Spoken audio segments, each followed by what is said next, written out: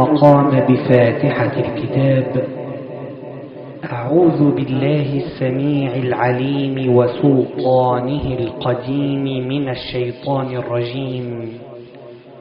بسم الله الرحمن الرحيم. الحمد لله رب العالمين الرحمن الرحيم مالك يوم الدين. إياك نعبد وإياك نستعين.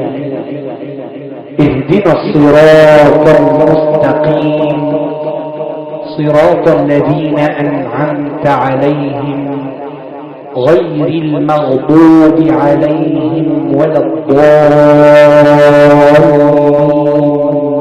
آمين.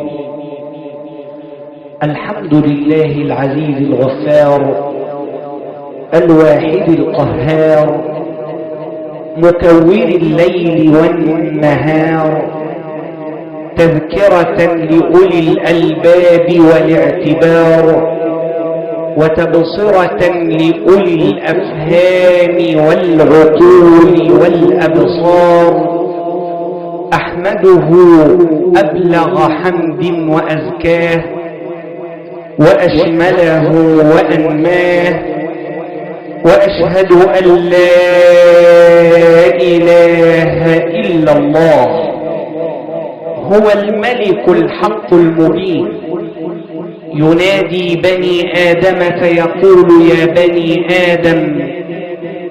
بني آدم إنني ما خلقتكم لأستأنس بكم من وحشة ولا لأستكثر بكم من قلة ولا لجلب منفعة ولا لدفع مضرة، وإنما خلقتكم لتعبدوني طويلا ولتذكروني كثيرا ولتسبحوني بكرة وأصيلا. وأصلي وأسلم على خير الخلق وحبيب الحق سيدنا محمد صلى الله عليه وسلم، من كانت مصيبتنا فيه كبيرة بل أكبر من كل مصيبة، قال له ربه إنك ميت وإنهم ميتون. ثم رثاه حسان رضي الله عنه فقال وما فقد الماضون مثل محمد ولا مثله حتى القيامة يفقد.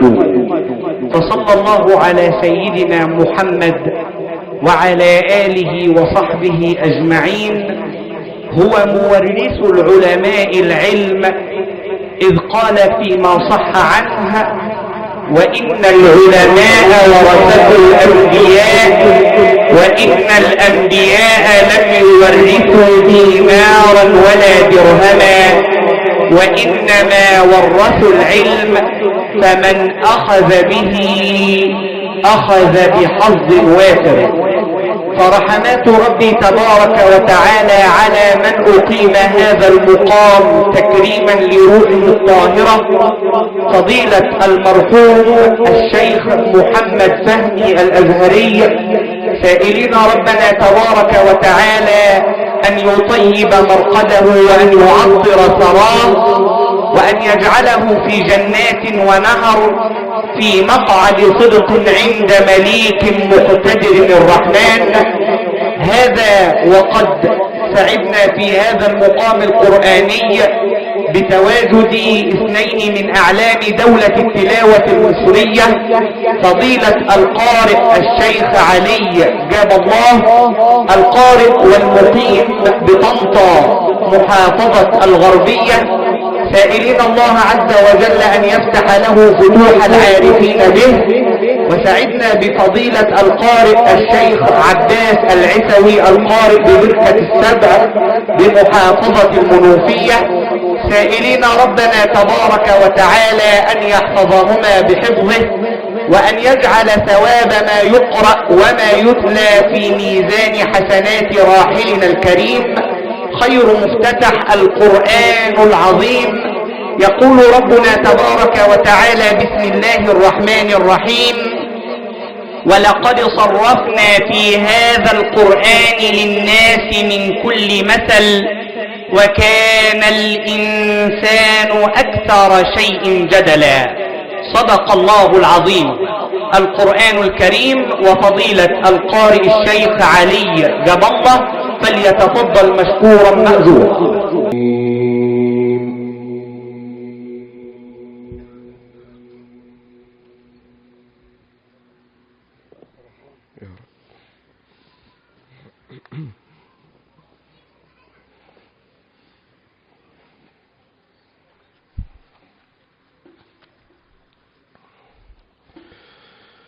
بسم الله الرحمن الرحيم.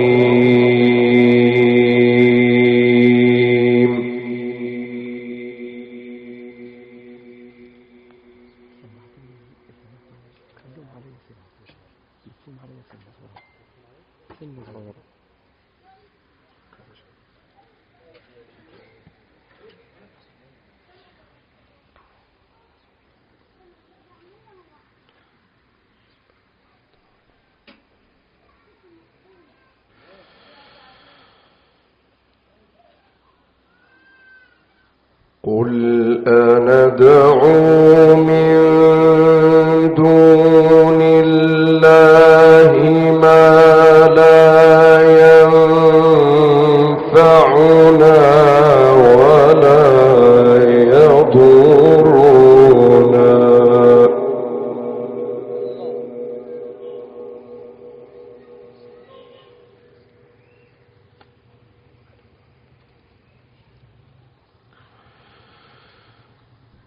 ونرد على أعقابنا بعد إذ هدانا الله.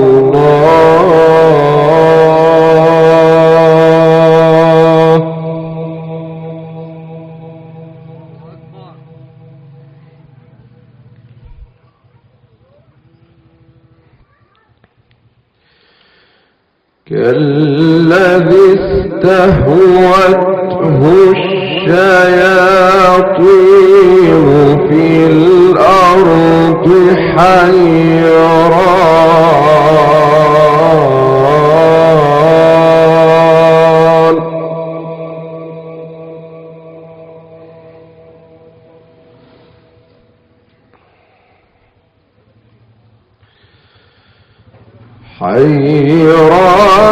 له أصحاب يدعونه إلى الهدى ائتنا.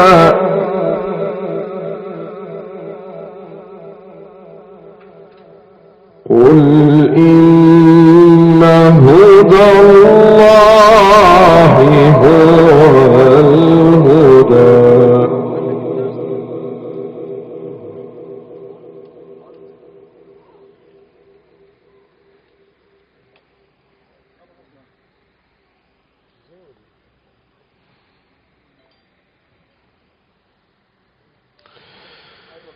قل إن هدى الله هو الهدى وأمرنا لنسلم لرب العالمين.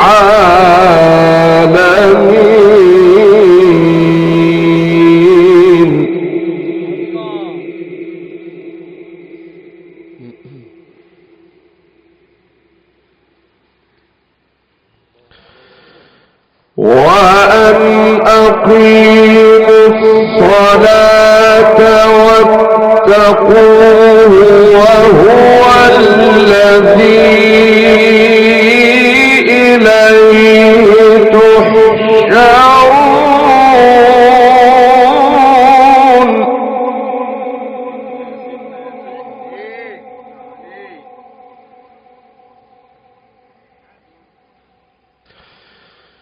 وهو الذي خلق السماوات والأرض بالحق ويوم يقول كن فيكون.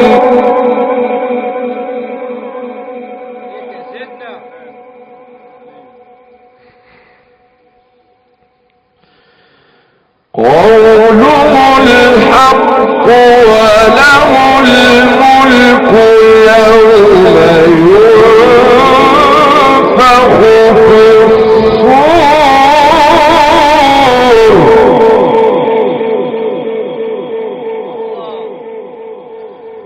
عالم الغيب والشهادة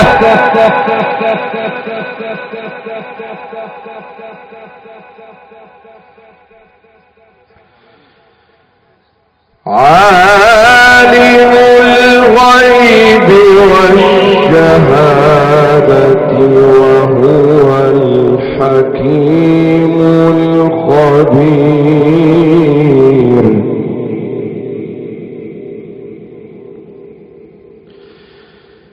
بسم الله الرحمن الرحيم.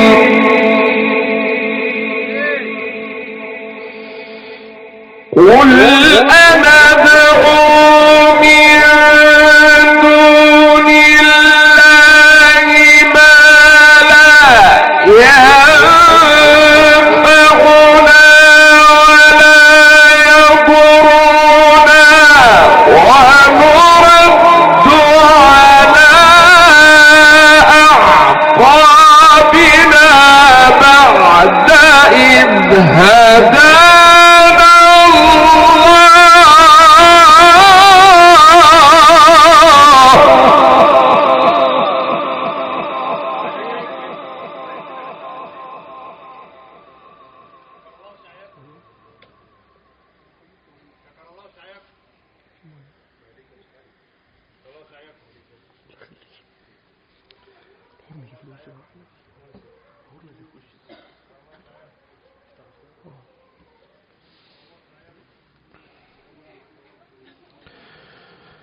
كالذي استهوته الشياطين في الأرض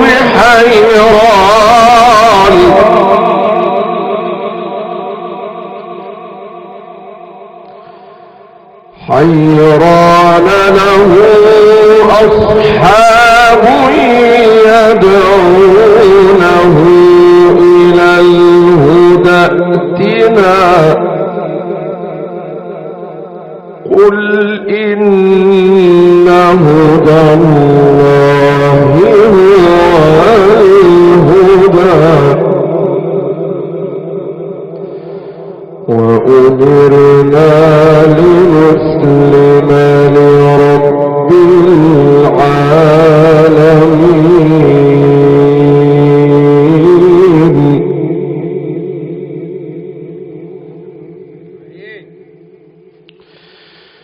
قل إن هدى الله هو الهدى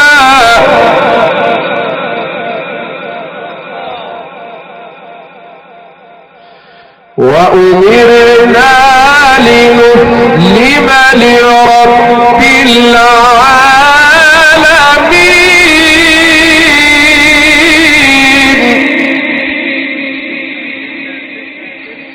وأن أقيموا الصلاة وأن أقيموا الصلاة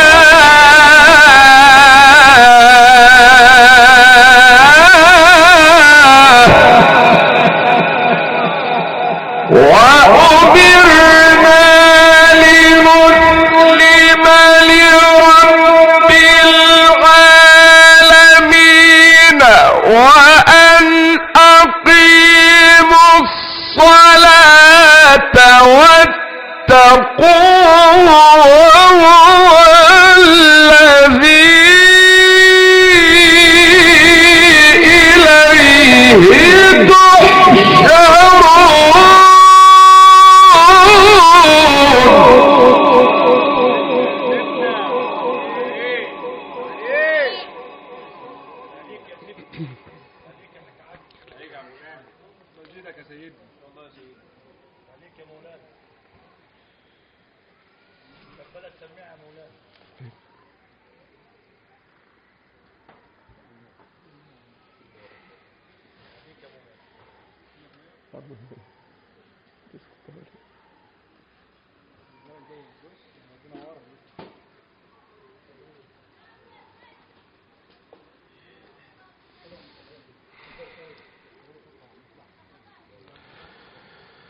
وأن أقيموا الصلاة واتقوه وهو الذي إليه تحشرون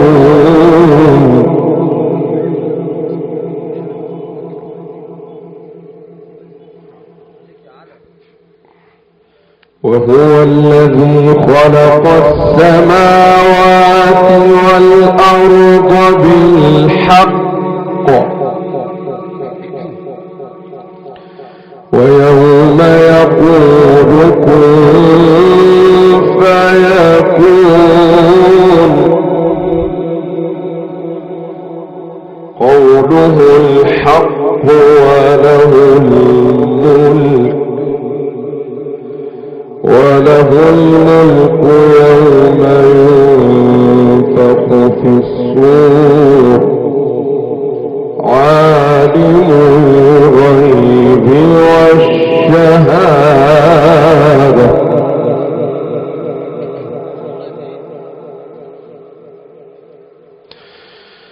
وهو الذي خلق السماوات والأرض بالحق ويوم يقول كن فيكون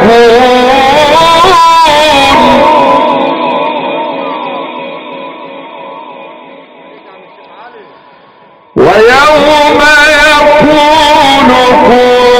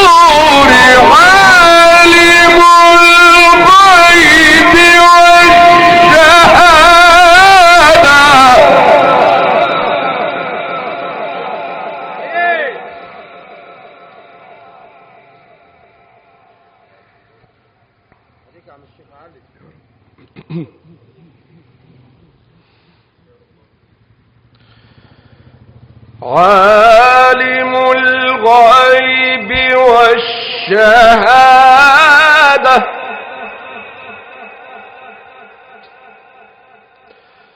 وهو الحكيم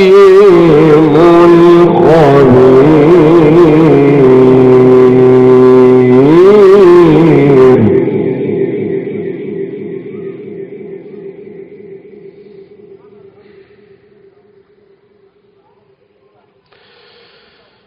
قوله الحق وله الملك يوم ينفخ في الصور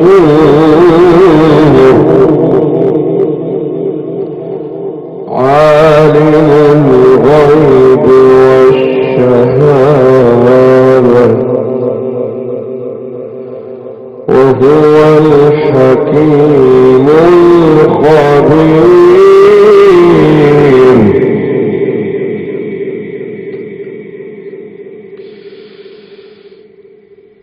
وإذ قال إبراهيم لأبيه آزر أتتخذ أصناما آلهة إني أراك وقومك في ضلال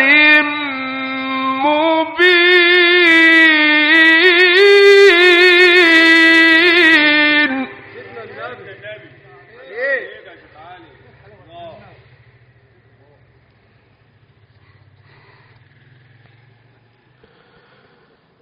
وإذ قال إبراهيم لأبيه آزر أتتخذ أصناما آلهة إني أراك وقومك في ضلال مبين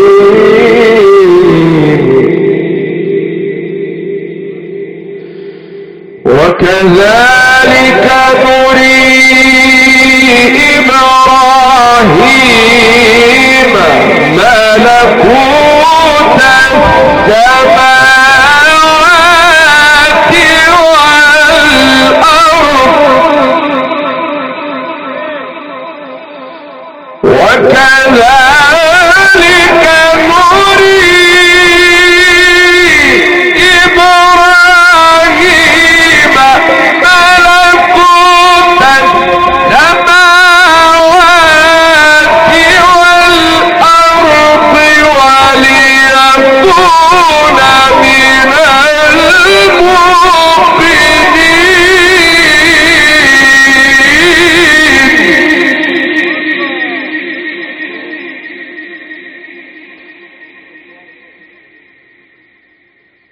إبراهيم ملكوت السماوات والأرض وليكون من وكذلك نري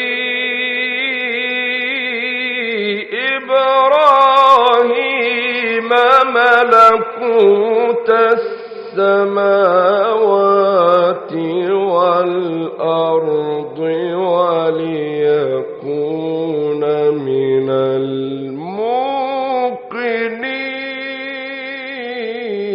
الموقنين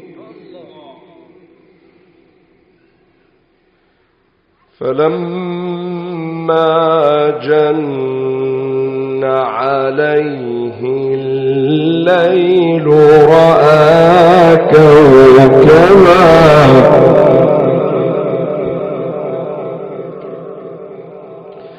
قال هذا ربي فلما أفل قال لا أحب الآفلين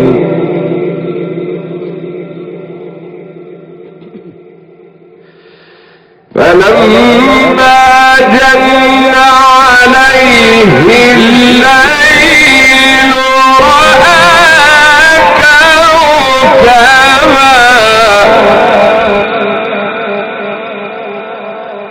قال هذا ربي قال هذا ربي فلما جن عليه الليل رأى كوكبا قال هذا ربي فلما أفل قال لا أحب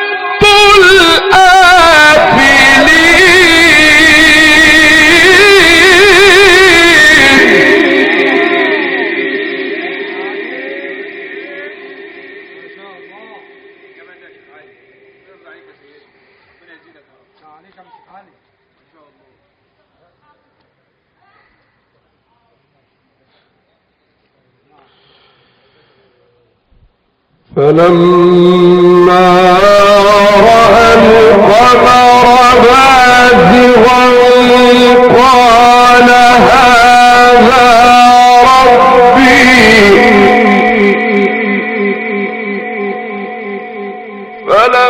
فلما أفل قال لئن لم يهدني ربي لأكونن من القاسرين القوم الضالين.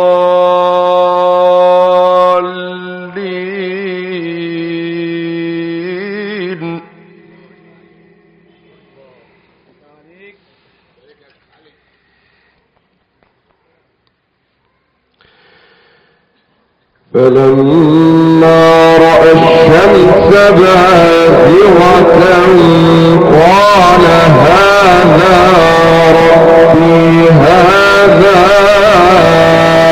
أكبر.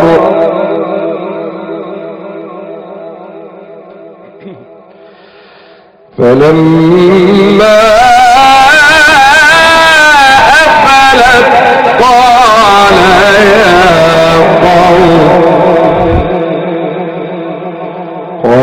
يا قوم إني بريء مما تشركون.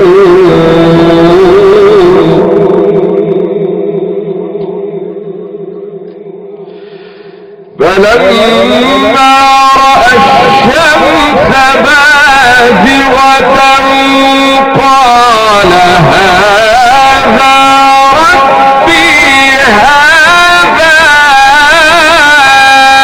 أكبر. فلما أفلت قال يا قوم إني بريء مما تشركون. إني وجهت وجهي للذي فطر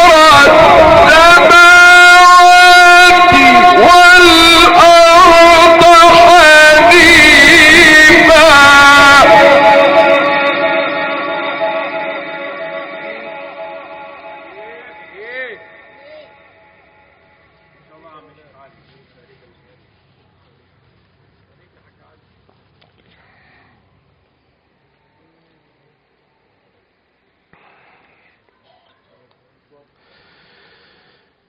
إني وجهت وجهي للذي فطر السماوات والأرض حنيفا.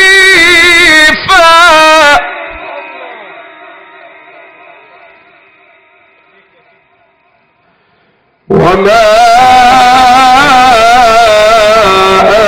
من المشركين. وما أنا من المشركين.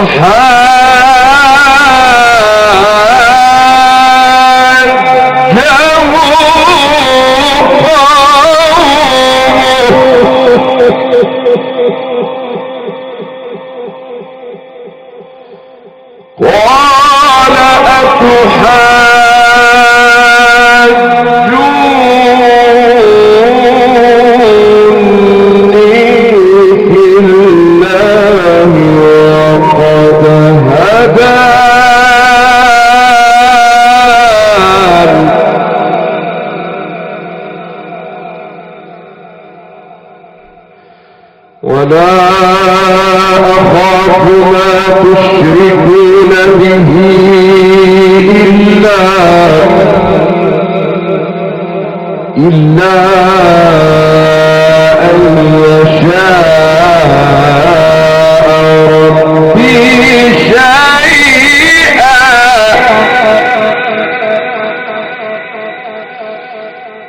ولا أخاف ما تشركون به إلا أن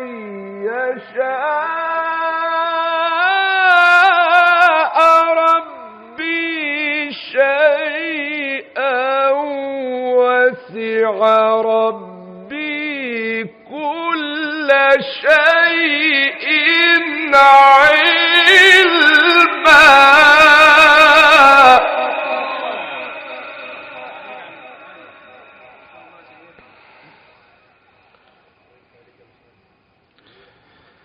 وسع ربي كل شيء علما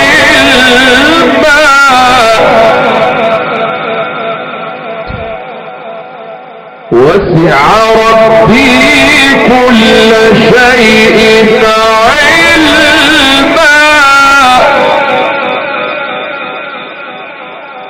أفلا تتذكرون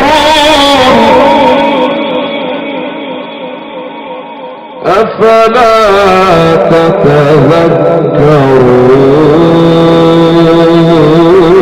تتذكرون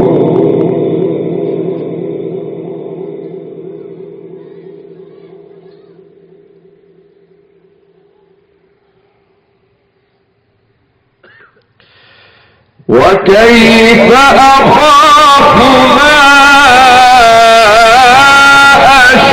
أشركتم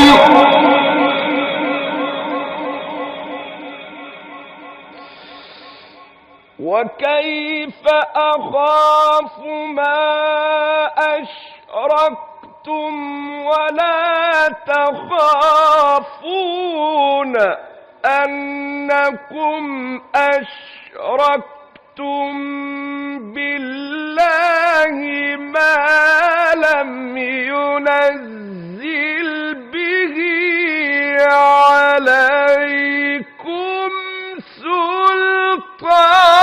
سلطانا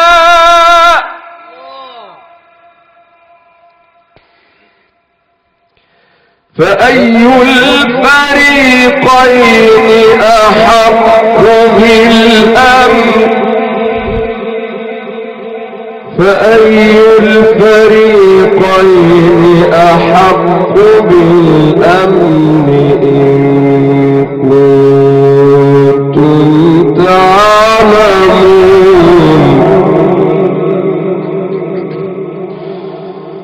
فأي الفريقين أحق بالأمن إن كنتم تعلمون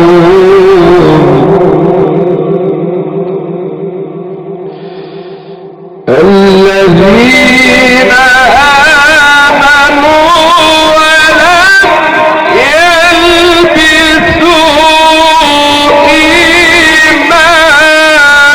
إيمانهم بظلم أولئك لهم الأمن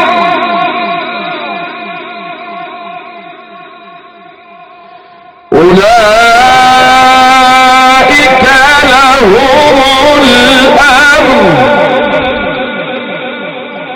وهم مهتدون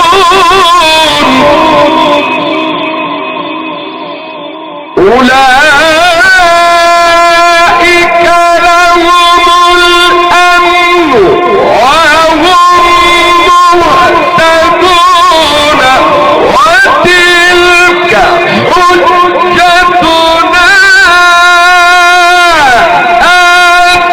آتيناها إبراهيم على قومه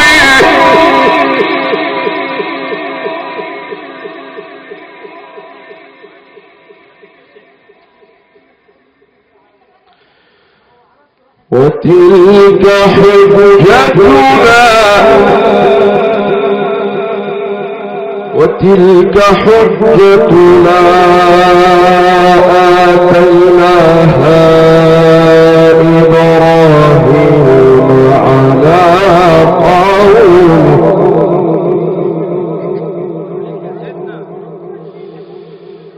وتلك حجتنا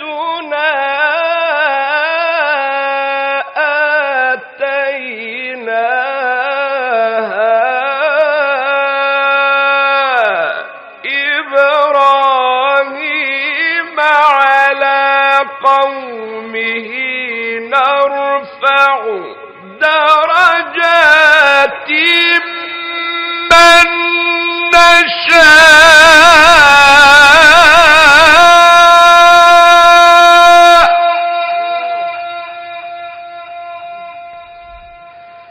نرفع درجات من نشاء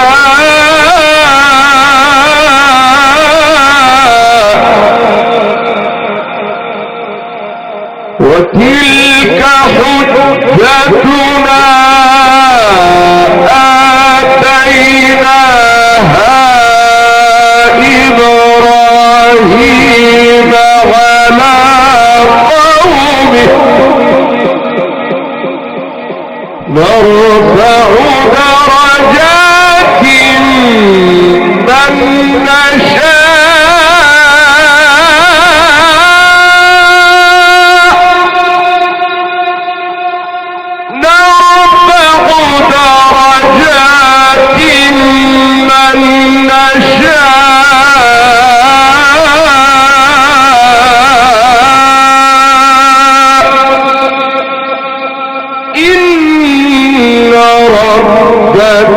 حكيم عليم صدق الله العظيم.